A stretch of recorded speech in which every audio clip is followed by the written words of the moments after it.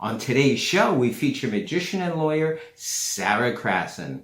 Welcome to Magic Mike's Castle webcast and podcast. Sara Crasson, who is both a magician and a lawyer, has established herself as the leading authority about the subject of how magicians and magic creators can protect their creations, ideas, routines, products, and everything else that should be their proprietary and intellectual property. Available from Amazon. And we're back with magician and lawyer Sara Crasson. How are you today, Sara? Great, Mike. Thanks so much for having me. I'm excited to be here. Same, we're excited to have you here as well. Briefly, I want to touch on how you got into magic, then we'll cover your amazing book. Oh, well, I've been doing magic since I was about 5 years old. My father was a magician, and well, he actually got interested in magic about the same time. My grandfather gave my big brother a magic set. And of course, the thing that I wanted most in the world was to be like my big brother and to play with the magic set. And of course, that was the thing I was not allowed to do. But teaching my brother how to use the magic in the set got my dad hooked on magic. And so he started to teach me. So I learned from my father, and I used to perform with him. He would do a show and I would do a few minutes in his show. And then when I went to college, I really started to study it as an art and study the history. I wrote my thesis on the history of magic, how magicians use, understand, and talk about science. And I really fell in love with it as an art form. I moved out to LA after that to work on a science exhibit, how magicians use science, interactive hands-on activities that teach people about science through the art of magic. Just really, it's been a lifelong passion of mine. And magic is a passion. Magic is art, magic is science, magic is a combination of so many things that also gets me excited as well, including the creative aspect, coming up with magic illusions and effects and the psychology behind it and all. I want to briefly fast forward a little bit to a project you're working on, because that's how we met. We met through a thing called Flavors of Magic, and I'm going to bring up the graphics in a few seconds.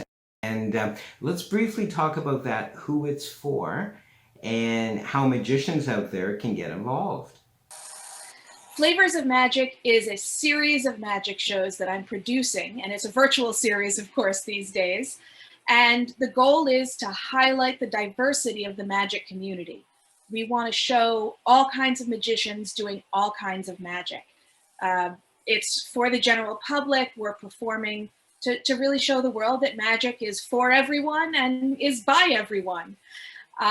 It's my feeling that who you are and what your background and your personality really affects how you create your art. And as the late great Eugene Berger once said, and I always hear this in his wonderful, deep voice that I cannot imitate, but the House of Magic has many rooms. And we want to show off the variety of those rooms, that everybody can express themselves through this wonderful art form. So we approached a whole bunch of magicians, and including you, and people have risen to the occasion and performed in this virtual show, and we're really very excited. By the time this airs, we'll be about 4 episodes in. Our next live episode will go up at 7 p.m. Eastern on November 19th. Of course, our older episodes, because this is a virtual show, are all available on demand at flavorsofmagic.com. And if you'd like to be involved, either supporting the show, by promoting it, by helping us get word out, that would be fantastic. If you'd like to be involved by performing, send me an email. I'd love to talk to you and hear your ideas for what you'd like to do, what makes your show special, and we'd love to have you. So you can find me. I'm sure Mike will put my email address up. Reach out and we'll talk. But we're very excited about the program. And so far, we're very excited about the shows that we put together. The community has really supported us. Awesome. It's an incredible opportunity for both magicians to show off their gifts and talents and to share that with the world, but also it's a great opportunity for those watching as well. So I highly encourage those out there to click on the link on the URL that I'm probably already displaying by the time you see this. And I want to take a brief break. And we'll be back with Sara Crasson so we can talk about her amazing book. We'll be back right after this. Producer and host of his specials on social media based on his magical books of the same name, Dr. Michael, Magic Mike Likey, is also a clinical hypnotherapist and doctor of theocentric psychology. Having performed more than 250 shows a year in the mid-80s and 90s, he also produced and starred in the world's longest regularly produced TV shows in Winnipeg, Canada for 9 years, and guested regularly on broadcast television and starred in A Medieval Feast for 10 years. Star of stage and television, Magic Mike Likey performs illusions large and small and will teach you the secrets of the magical arts, both in person and virtually. This is Magic Mike Likey.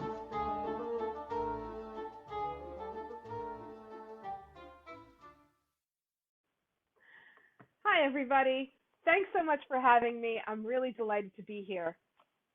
I wanted to do something special for the holidays, but I can't pick just one holiday. I love so many of them. So I'm going to take this deck of blank playing cards and pay tribute to a bunch of different holidays with a piece I like to call A Visit from the Raven. Once, upon a midnight dreary, as I pondered weak and weary over many a quaint and curious volume of forgotten lore, the children were nestled, all snug in their beds, with visions of sugar plums danced in their heads. And Ma in her kerchief and I in my cap had just settled our brains for a long winter's nap. But as I pondered, nearly napping, suddenly there came a rapping, as of someone gently tapping at my chamber door. "'Tis some visitor," I muttered, tapping at my chamber door. "Only this, and nothing more." And suddenly there arose such a clatter, I sprang from my bed to see what was the matter. See, it's a bed with the little lines for springing. All right, look, perspective is hard, and I'm not a great artist. Work with me here. I sprang from my bed to see what was the matter. "Sir," said I, "or madam, truly your forgiveness I implore, but the fact is I was napping when so gently you came rapping, and so faintly you came tapping at my chamber door that I scarce was sure I heard you. Here I opened wide the door. The moon on the breast of the new fallen snow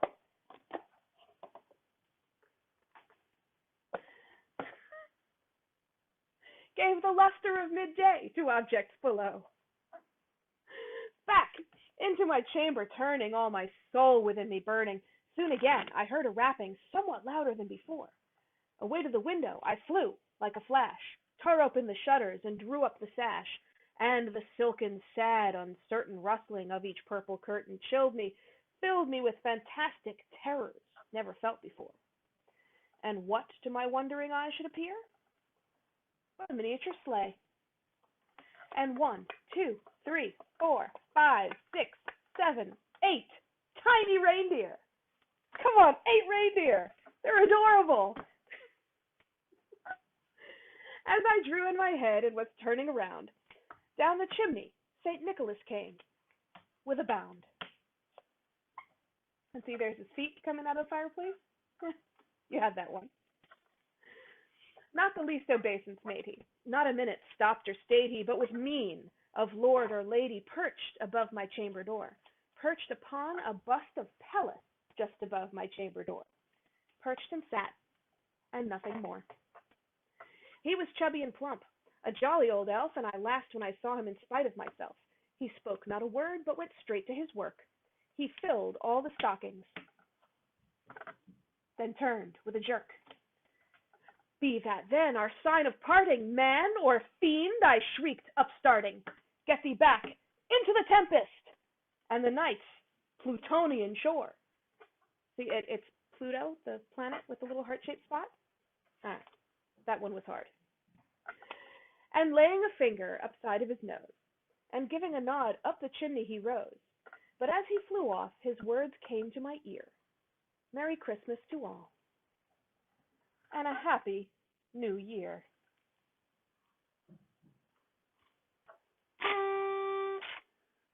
Magic Mike Likey here with our very special guest, Sara Crasson.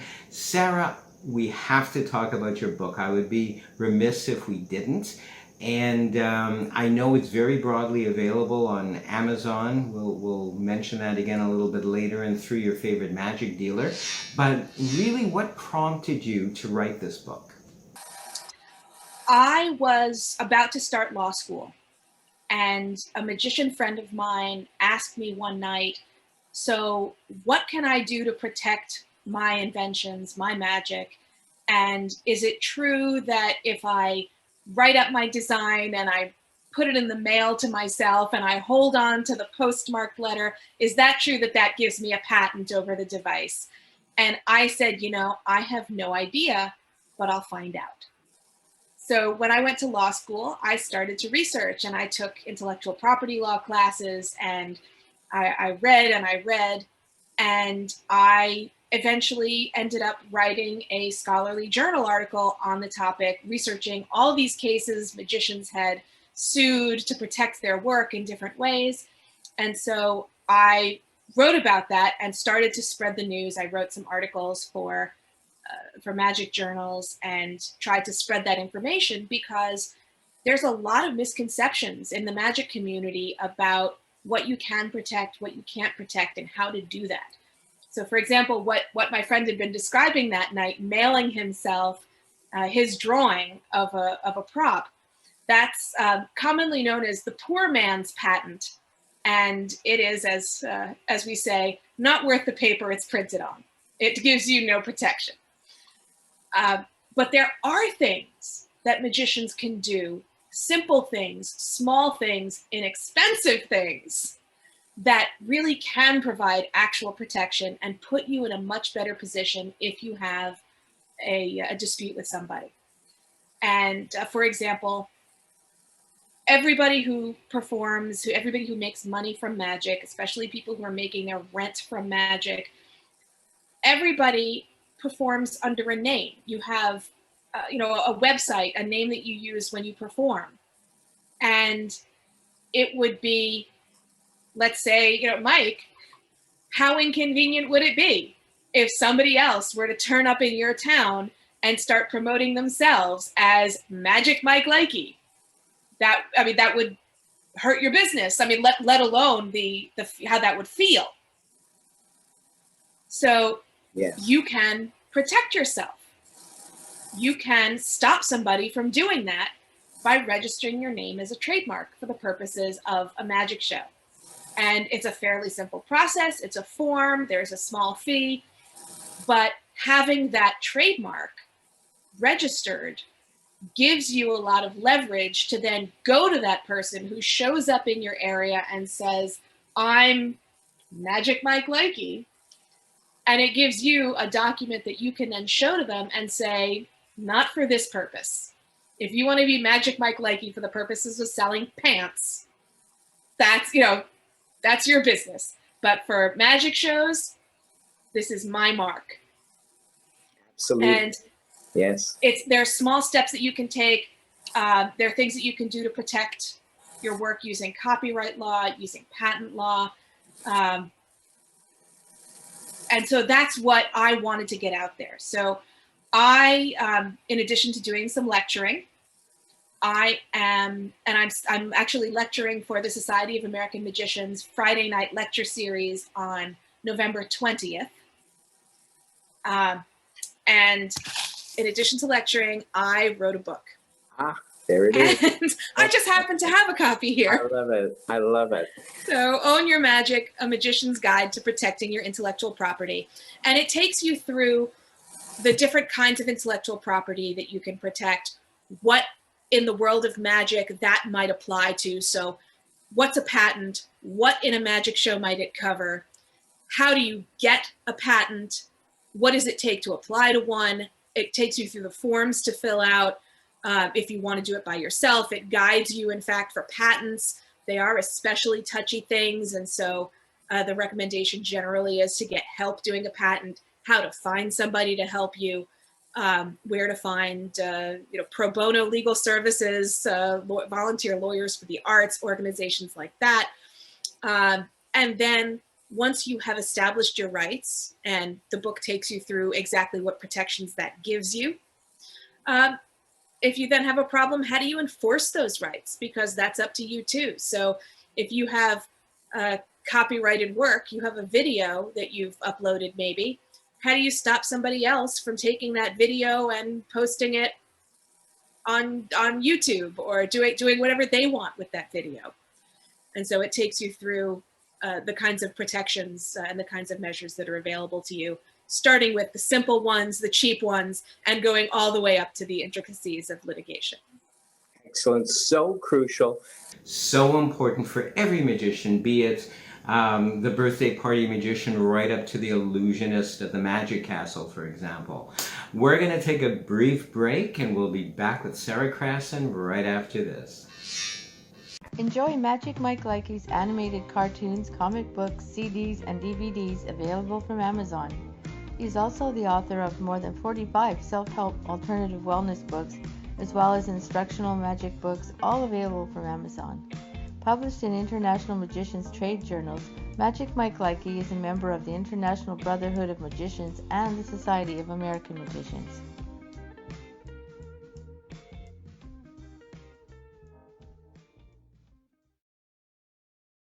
This is for Halloween. Halloween's coming up. Magicians love Halloween. We are going to attempt, well, Bamberg is going to attempt to speak to the spirits. So we're going to bring his little stage over here so he can be comfortable. We have some more things to bring on. Now, normally, when we're going to do something like this, we would go out into the audience and pick things from an audience member, but we can't do that today. So I have brought some things that Bamberg will recognize, and I have this box here. So let's see, we have a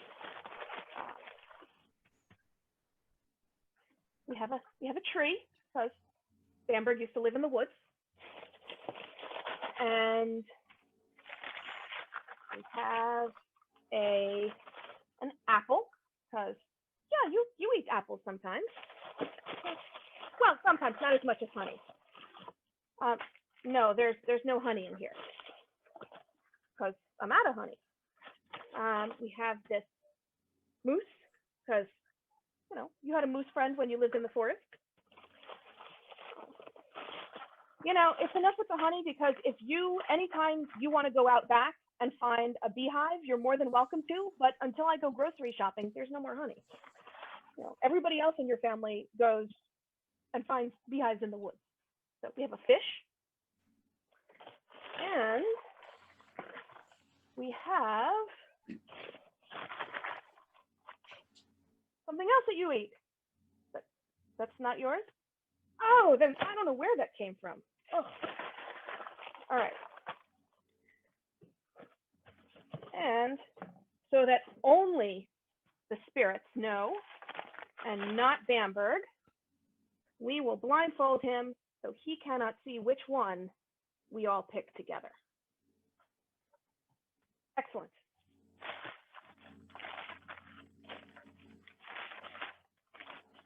Now, let's see. I need some help picking an item. Ella, would you please unmute? And let's see. Here's how we're going to do this. Ella, I'm going to pick two. Ella, would you pick high or low to remove? The high. The high. Okay. High goes away. All right. And now, let's see. Well, we'll continue with you if you don't mind. So now you get to pick two, and we can have, to make it easy, north, south, east, or west. Your north. Which would you like? North and south. North and south. Got it. Okay. And I pick one to go away, and I'm going to pick this one. All right, now I pick, and Ella, please pick high or low. I'll pick low this time, I guess. Picking low. Okay. And well, since that really doesn't leave you much, let's change it up. So Ella, would you just name one? Name high or low? High. Okay, high goes away. We work with the low. Bamberg has seen nothing of this. Excellent. But now he will speak to the spirits, and he needs his notebook. So we're going to give him a place to write, and his pen. Come on, Karen. These are all New York firms, right? And Kyle, Bamberg, speak to the spirits and draw what they tell you in your notebook. What's the problem? He's a magician, not a miracle worker. You can't see what he's drawing. Okay, Bamberg, draw in the notebook. Draw what you see. You've got it? Fantastic. Okay, let's see how he did. What did you draw? honey. Honey.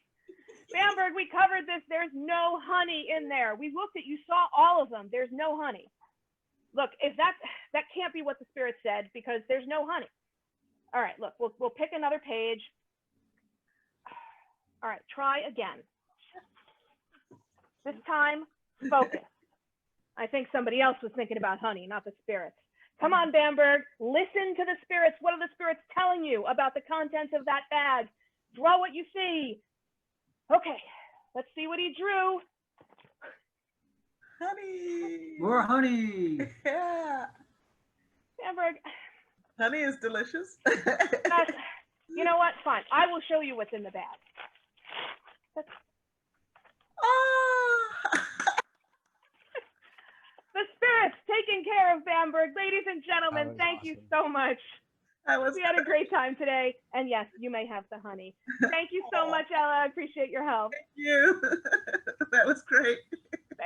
And we're back once again with magician Sara Crasson. She's not just a magician, she's a lawyer, and as you could tell, she does amazing things, fun things, things for people of all ages. Sara, I want to thank you so much for joining us this day, for taking the time and sharing with us not only your magic, but crucial bits of information about how magicians can protect themselves legally. Will you come back? It's my pleasure. And this is really a passion project for me.